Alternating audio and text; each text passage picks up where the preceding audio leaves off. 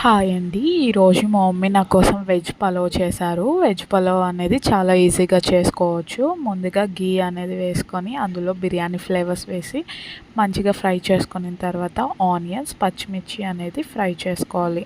అందులో పుదీనా కూడా కొంచెం యాడ్ చేశారు. యాడ్ చేసిన తర్వాత ఇందులో జింజర్ గార్లిక్ పేస్ట్ అనేది 1 స్పూన్ వేసుకున్నాము. ఫ్రై అయిపోయిన తర్వాత మంచిగా అందులో మనం ముందుగా ఏం చేస్తాము అంటే బిర్యానీ ఎప్పుడు చేసుకున్నా రైస్ అనేది వాష్ చేసుకొని నానపెట్టుకుంటే అప్పుడు మనకి రైస్ అనేది మంచిగా వస్తుంది.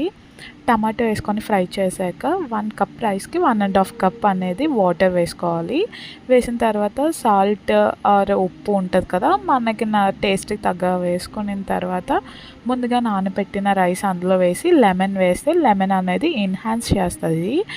మొత్తం అందులో ఉన్న ఫ్లేవర్స్ అన్నిటినీ ఈక్వల్గా చేస్తుంది. ఇది మనం చికెన్తో కానీ వెజ్ కర్రీస్తో కానీ చాలా బాగుంటుంది. ప్లీజ్ గైస్ సబ్స్క్రైబ్ చేసుకోండి అండ్ లైక్ చేయండి. Thank you for watching. Bye friends.